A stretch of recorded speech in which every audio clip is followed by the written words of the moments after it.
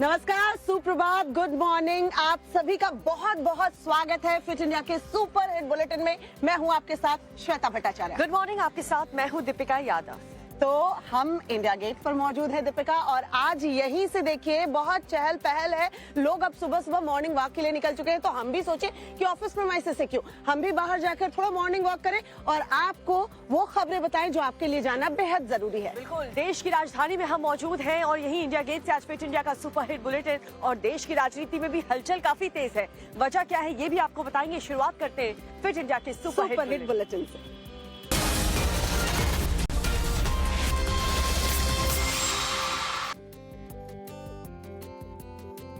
तो देश में चुनावी रणभेरी बज चुकी है। 2024 लोकसभा चुनाव का आगाज आज से हो चुका है।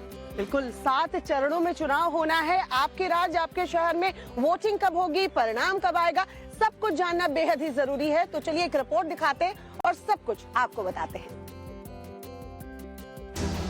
20 मई और भागलपुर में 26 अप्रैल को वोटिंग होगी। मध्य प्रदेश के 29 लोकसभा सीटों के लिए 4 चरणों में वोटिंग होगी। पहले चरण में 19 अप्रैल को 6 सीटों, दूसरे चरण में 26 अप्रैल को 7 सीटों, तीसरे चरण में 7 मई को 8 सीटों और चौथे चरण में 13 मई को 8 सीटों पर वोटिंग होगी। मध्य प्रदेश में इस बार 5,63,40,064 मतदाता अपने मताधिकार का इस्तेमाल करेंगे। लोकसभा के साथ 4 राज्यों आंध्र प्रदेश, उड़ीसा, अरुणाचल प्रदेश और सिक्किम के विधानसभा चुनाव की तारीखें भी जारी कर दी गई हैं। उड़ीसा में 13 मई, 20 मई, 25 मई और 1 जून को। चुनाव की तारीखों की घोषणा के साथ ही सीईसी से जब ईवीएम पर सवाल पूछे गए तो सीईसी राजीव कुमार ने बड़े ही शायराना अंदाज में जवाब दिया है। जी हाँ, आपको बता दें 7 चरणों में देखिए चुनाव का ऐलान तो हो चुका है, लेकिन उन पार्टियां भी तंज कस रही हैं जो अक्सर ईवीएम पर सवाल उठा रही हैं। लेकिन जब नतीजे उनके पक्ष में आते हैं तो अपने ही आरोपों से ये लोग मुकर जाते हैं। आप भी सुनिए राजीव कुमार का शायराना अंदाज। आप सब लीजिए इस किताब को हमसे, प्रश्न तो आएगा जरूर। तो फिर रात को मैंने कुछ लिखा अपने हाथ से, वो फिर आपको सुनाता हूं। अधूरी हसरतों का इल्जाम, अधूरी हसरतों का इल्जाम हर बार हम पर लगाना ठीक नहीं। ये ईवीएम कह रही है, मैं नहीं कह रहा हूं। अधूरी हसरतों का इल्जाम हर बार हम पे लगाना ठीक नहीं। वफा खुद से नहीं होती, खता ईवीएम की कहते हो। और बाद में गोया जब परिणाम आता है तो उस पे कायम भी नहीं रहते। आप ही के पक्ष में रिजल्ट आ जाता है। ये क्या बात है भाई? कितने दिन? EVMs are 100% safe. अंदाज आपने सुना, और ऐसा कहा जाता है कि देखिए दिल्ली विजय का रास्ता जो है वो यूपी से होकर गुजरता है। और जैसे ही चुनाव की तारीखों का ऐलान हुआ, उत्तर प्रदेश की सियासत में काफी तेजी और गर्माहट देखने को मिल रही है। बिल्कुल, बीजेपी हो या समाजवादी पार्टी, सभी पार्टियों के अपने अपने दावे हैं। उनका यही कहना है कि उनकी ही पार्टी चुनाव में जीतेगी। क्या ताल ठोक रही हैं ये तमाम सियासी पार्टियां, दिखाते हैं आपको इस रिपोर्ट में। 4 जून को रिजल्ट 400 पार। देखिए कितना सौभाग्य, यशस्वी प्रधानमंत्री के कर्मों का, उनकी आस्था का, उनकी पूजा पाठ का, प्रभु राम का आशीर्वाद कि पूरे देश को धुन लग गई कि 4 जून को 400 पार। एक करेक्ट फिगर बैठा गया। अगर आप देखेंगे तो गणित वाइज भी इतना शुभ दिन है, शुभ अंक है। और मैं चूंकि इसका थोड़ा सा ज्ञान रखता भी हूँ तो ये बहुत ही सुंदर हुआ है। समझती हूँ इस बार के चुनाव बहुत ही महत्वपूर्ण चुनाव है और मैं प्रदेश के सभी लोगों से कहूँगी कि बहुत सोच समझ के इस बार चुनाव अपना वोट डालें, क्योंकि यह चुनाव जो है यह उत्तर प्रदेश की दिशा बदलने का काम करने वाला है। युवाओं को रोजगार मिले या ना मिले, ये इसका चुनाव है। महिलाओं को सुरक्षा मिले या ना मिले, ये इसका चुनाव है। हमारे किसान भाइयों को एमएसपी मिले या ना मिले, ये उसका भी चुनाव है। तो लोकसभा चुनाव की तारीखों का ऐलान करने के साथ ही समाजवादी पार्टी ने एक और लिस्ट जारी कर दी है। लोकसभा चुनाव के लिए एसपी की नई लिस्ट जो सामने आई है, 6 उम्मीदवारों की ये नई लिस्ट बताई जा रही है। आजमगढ़ से धर्मेंद्र यादव को टिकट दिया गया है और साथ ही गौतम बुद्ध नगर से महेंद्र नागर एसपी उम्मीदवार होंगे। साथ ही मिश्रिक से मनोज कुमार राजवंशी को टिकट दिया गया है। इटावा सीट से जितेंद्र दोहरे एसपी के प्रत्याशी होंगे। जालौन से नारायण दास को टिकट दिया गया है। तो 6 उम्मीदवारों की नई लिस्ट एसपी ने जारी की है। जैसे ही लोकसभा चुनाव की तारीखों का ऐलान हुआ उसके बाद ये नई लिस्ट समाजवादी पार्टी के सामने आई है, जिसमें 6 उम्मीदवारों का नाम है। आजमगढ़ से धर्मेंद्र यादव जो है वो चुनावी मैदान में होंगे। गौतम बुद्ध नगर से महेंद्र नागर, मिश्रिक से मनोज कुमार राजवंशी को टिकट दिया गया है। सुल्तानपुर सीट से भीम निषाद को टिकट दिया गया। इटावा सीट से जितेंद्र दोहरे और जालौन से नारायण दास अहिरवार को टिकट दिया गया है। ये 6 उम्मीदवारों की लिस्ट समाजवादी पार्टी की तरफ से जारी की गई है, वो भी चुनाव की घोषणा होने के बाद। तो चलिए आगे बढ़ते बताते हैं आपको। जम्मू कश्मीर में लोकसभा चुनाव के लिए 5 चरणों में देखिए अब वोटिंग होने वाली है। लोकसभा चुनाव के साथ ही 4 राज्यों में विधानसभा के चुनाव भी होने वाले। इस पर जम्मू कश्मीर के पूर्व मुख्यमंत्री फारूक अब्दुल्ला जो है वो भड़क उठे। वन नेशन वन इलेक्शन पर उठाए गए सवाल को उन्होंने उठाते हुए कहा है जम्मू कश्मीर को क्यों आखिरकार नकारा जा रहा है। और कुछ कहा है फारूक अब्दुल्ला ने, दिखाते हैं आपको इस रिपोर्ट में। जम्मू कश्मीर में 3rd, 4th and 5th phase में होगा, मगर अफसोस मुझे इस बात का है कि जम्मू कश्मीर की रियासत का इलेक्शन क्यों नहीं इसके साथ हो रहा है। 4 रियासतें हिंदुस्तान की इकट्ठे पार्लियामेंट्री इलेक्शन भी लड़ रही हैं, स्टेट इलेक्शन भी लड़ रही हैं। क्या वजह है कि जम्मू कश्मीर को ये डिनाई किया जा रहा है? अगर ये कहते हैं सिक्योरिटी सिचुएशन, तो क्या सिक्योरिटी सिचुएशन प्रधानमंत्री ने खुद कहा यहाँ जब आए सब ठीक है, तो वजह क्या है कि पार्लियामेंट्री इलेक्शन के लिए आपके लिए सिक्योरिटी ठीक है, स्टेट इलेक्शन के लिए ठीक नहीं है। कब तक ये अफसरशाही हम पे ठोके रखेंगे? कब तक लेफ्टिनेंट गवर्नर यहाँ का बादशाह बने रहेगा?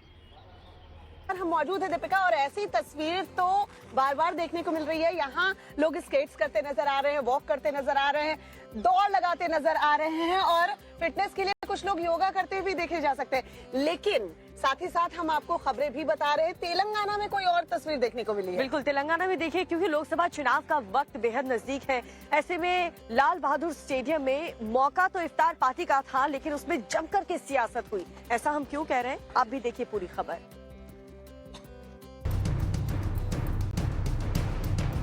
मौका भी है, मौसम भी है और दस्तूर भी है।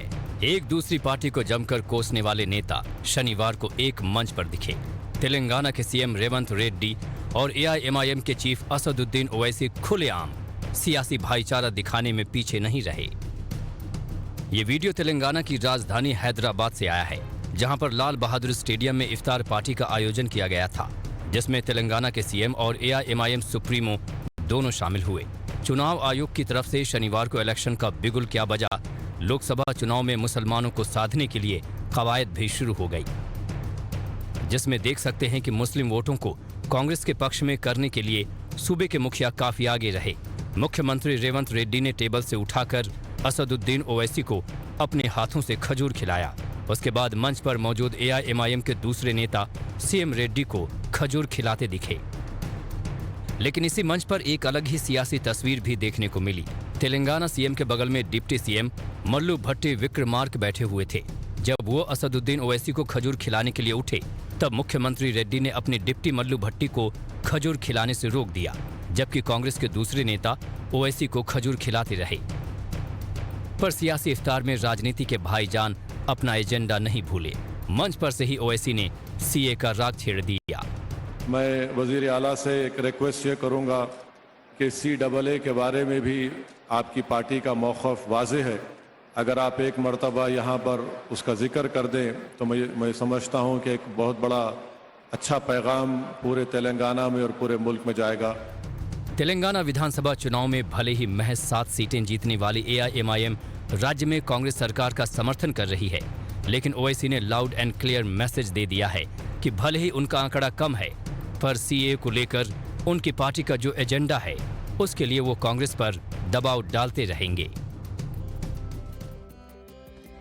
और अगली खबर हम आपको बेहद सावधान कर देने वाली बता रहे हैं, जहां पर अगर आप भी ट्रैवल करते हैं, और हर कोई मुझे लगता है ट्रैवल करता है, तो सावधानी बहुत जरूरी होती है। खबर पठानकोट से सामने आ रही है, जहां पर सड़क किनारे जो बिजली की तार बिछी हुई थी उसकी वजह से एक बहुत बड़ा हादसा हो गया। हादसा बहुत ही भयानक था और वहां पर आग भी लग गई। वहीं कन्नूर के अगर जंगल की बात करें तो वहां आग जो लगी थी उसकी स्थिति क्या है, सब कुछ दिखाते हैं इस रिपोर्ट में। देखिए इन दो तस्वीरों को। पहली तस्वीर देश के उत्तरी हिस्से यानी पंजाब के पठानकोट की है, तो वहीं दूसरी तस्वीर देश के दक्षिणी छोर यानी तमिलनाडु की है। दोनों जगह आग लगी है और इस आग की वजह से आसपास के इलाके में हड़कंप मच गया। चलिए सबसे पहले बात करते हैं पंजाब में लगी आग की। ये तस्वीरें पंजाब के पठानकोट की हैं, जहां जम्मू नेशनल हाईवे के पास माधोपुर लिंक मार्ग पर उस वक्त हड़कंप मच गया जब शॉर्ट सर्किट की वजह से सड़क से गुजर रहे ट्रक में आग लग गई। आग इतनी भयानक थी कि देखते ही देखते पूरा ट्रक आग की चपेट में आ गया। आग पर काबू पाने के लिए मौके पर फायर ब्रिगेड की गाड़ी पहुंची और आग पर काबू पाया, लेकिन तब तक पूरा ट्रक जलकर खाक हो चुका था। तो मैं फौरन अपने दफ्तर से आया और अपनी गाड़ी लेके आया और देखा तो आगे गाड़ी जल रही है। फिर मैंने फायर ब्रिगेड को किया, वो भी आगे बिजली बोर्ड को किया, उन्होंने अपनी लाइट बंद कर दी। लाइट बंद करने के बाद जो फायर ब्रिगेड वाले आगे तो उन्होंने आगे ये आग बुझा दी। बता दें कि हादसे का शिकार हुआ ट्रक सड़क से गुजर रहे बिजली के तार के संपर्क में आया, जिसकी वजह से आग लग गई। अब बात तमिलनाडु की। ये तस्वीरें नीलगिरी की हैं, जहां कुन्नूर के जंगल में लगी आग फैलती ही जा रही है और उस पर काबू पाने के लिए कड़ी मशक्कत करनी पड़ रही है। आप देख सकते हैं कि कैसे जंगल धू-धू कर जल रहा है। हजारों की तादाद में पेड़ इसके जद में आ रहे हैं। जहां हरियाली दिखनी चाहिए थी, वहां हर ओर राख फैली है। हालांकि इस आग पर काबू पाने की कोशिश जारी है और अब इस काम में सेना का हेलीकॉप्टर भी उतर चुका है। आप देख सकते हैं कि कोयम्बटूर में स्थित एयरफोर्स का हेलीकॉप्टर कैसे आग बुझाने के काम में जुटा है। और आग बुझाने के लिए शनिवार को जंगल में तकरीबन 8000 लीटर पानी गिराया जा चुका है। देखिए दीपिका, मैं कह रही थी ना कि योगा करते भी आपको कुछ लोग जो है नजर आएंगे इंडिया गेट पे। ये इस वक्त योगा करते हुए दिख रही है। मुझे लगता है हमें भी थोड़ा योगा कर लेना चाहिए। मेडिटेशन तो खैर सभी के लिए बहुत अच्छा और जरूरी भी होता है, लेकिन खबरें भी आपको बताना जरूरी है। तो खबर आपको बता दें, सिलीगुड़ी से खबर मिल रही है, जहां सिलेंडर ब्लास्ट हुआ है, जिसकी वजह से भीषण आग लग गई है, जिसकी वजह से पूरे इलाके में बताया जा रहा अफरा तफरी का माहौल देखने और श्रीनगर गंगानगर की अगर बात करें तो वहां पर कॉटन फैक्ट्री में आग लगी है, जिस वजह से पूरे इलाके में हड़का मच गया। पूरी खबर आपको दिखाते हैं। न सिर्फ आग लगी है बल्कि अफरा तफरी भी मची हुई है। देखिए इन दो तस्वीरों को। एक पूर्वोत्तर भारत की है तो वहीं दूसरी तस्वीर ठीक उसके पश्चिमी हिस्से के भारत की। मतलब ये कि एक तस्वीर पश्चिम बंगाल के सिलीगुड़ी की है तो वहीं दूसरी तस्वीर राजस्थान के श्री गंगानगर की है। सवाल है कि दोनों जगहों में आग क्यों लगी है। चलिए एक एक कर पूरी खबर जानते हैं। सबसे पहले बात सिलीगुड़ी की। देखिए कैसे भागम भाग मची है। यहाँ हर कोई चिल्ला रहा है, एक दूसरे को भगाने के लिए कह रहा है, एक दूसरे को भागने के लिए कह रहा है और उसकी वजह है ये ब्लास्ट। सुना आपने? धमाके की इस आवाज से पूरे इलाके में हड़कंप मच गया। फिर क्या, अपनी जान बचाने के लिए लोग इधर उधर भागने लगे। ये तस्वीरें सिलीगुड़ी के वार्ड नंबर 40 की हैं, जहाँ के दुर्गानगर इलाके में गैस सिलेंडर फटने से आग लग गई और देखते ही देखते भयानक रूप ले लिया। आग की लपटों की वजह से पूरा इलाका लाल दिखने लगा। ये कोयला नहीं है, जलने की वजह से कोयले के जैसा नजर आ रहा है। ये तस्वीरें राजस्थान के श्री गंगानगर की हैं, जहां अनूपगढ़ में एक कॉटन फैक्ट्री में आग लग गई। चूंकि यहां कपास का ढेर लगा था, इसलिए आग फैलने में जरा भी वक्त नहीं लगा और देखते ही देखते पूरे इलाके में धुएं का गुबार फैल गया। कपास के साथ ही यहाँ पिकअप वैन भी जलकर खाक हो चुकी है। बताया जा रहा है कि इस आग की वजह से 30 लाख का नुकसान हुआ है। खबर आपको इंदौर से बताने जा रहे हैं, जहां पर उस वक्त हड़कंप मच गया जब सड़क किनारे एक दुकान में भीषण आग लग गई और काफी तेजी के साथ ये आग फैलती गई। बिल्कुल, दुकान के पास से जो वाहन खड़े थे वो भी इसकी चपेट में आ गए। आग कितनी भीषण थी, कैसे लगी और उसके बाद कितना नुकसान हुआ, सब कुछ बताते हैं आपको इस रिपोर्ट में। भीषण आग लगी है, ऊंची ऊंची लपटें उठ रही हैं, अफरा तफरी का माहौल है, आग फैलती ही जा रही है। आग के जद में आकर बाइक और ऑटो भी सुहा हो चुके हैं।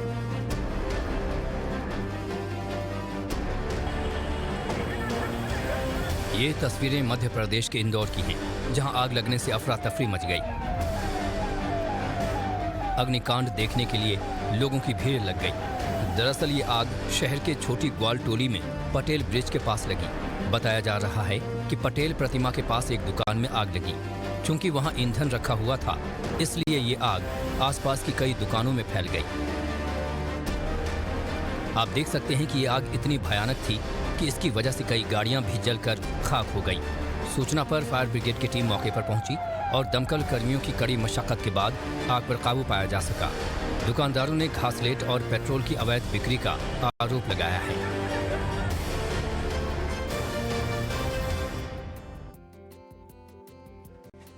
और चलिए बात करेंगे राहुल गांधी की भारत जोड़ो न्याय यात्रा की, जिसका समापन हो चुका है। और देखिए, आज मुंबई में राहुल जो है इंडी गठबंधन की रैली करने वाले हैं, जिसमें वो शक्ति प्रदर्शन करेंगे। मुंबई में आज एक बड़ी रैली होने वाली है। मुंबई के शिवाजी पार्क में ये रैली होगी।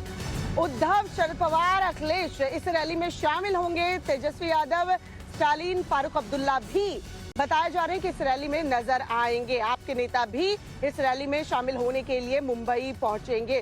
तो भारत जोड़ो न्याय यात्रा का समापन के साथ ही आज मुंबई में एक रैली होने वाली है इंडी गठबंधन की। राहुल गांधी इसमें शामिल होंगे और तमाम जो इंडी गठबंधन के बड़े नेता हैं वो इस रैली में नजर आने वाले हैं। और एक खबर आपको रेवाड़ी से बताने जा रहे हैं, जहां पर एक ऐसा खौफनाक हादसा देखने को मिला है जिसे आप भी देखेंगे तो डर जाएंगे। बिल्कुल, रेवाड़ी की एक फैक्ट्री में बॉयलर फटने से कई लोग जख्मी बताए जा रहे हैं। कैसे ये बॉयलर फटा है, कैसे हादसा हुआ है, कितना नुकसान हुआ, सब कुछ इस रिपोर्ट में। कमजोर दिल वाले सावधान, ये तस्वीरें रूह कंपा देने वाली हैं। जमीन पर खून के धब्बे पड़े नजर आ रहे हैं। ऐसा लग रहा है जैसे चीथड़े उड़ गए हैं। जीता जागता इंसान अचानक जिंदगी की जंग लड़ने लगा। बदकिस्मती देखिए, घर से ऑफिस आए और सीधे अस्पताल पहुंच गए। ये तस्वीरें हरियाणा की हैं, जहां रेवाड़ी में तब बड़ा हादसा हो गया जब वहां के एक फैक्ट्री में अचानक एक बॉयलर फट गया। इस हादसे में 40 कर्मचारी घायल हुए हैं। इस हादसे में कई कर्मचारी बुरी तरह से झुलस गए हैं। घटना की सूचना मिलते ही फायर ब्रिगेड की कई गाड़ियों के साथ ही कई एम्बुलेंस मौके पर पहुंची। रेस्क्यू टीम ने घायल कर्मचारियों को अस्पताल में भर्ती कराया। गंभीर रूप से घायल कर्मचारियों को हायर सेंटर रेफर किया गया है, जहां स्वास्थ्य और पुलिस महकमे के कई बड़े अधिकारी भी मौके पर पहुंचे और राहत एवं बचाव कार्य में जुट गए। बता दें कि हादसे की शिकार कंपनी में स्पेयर पार्ट्स बनाई जाती है।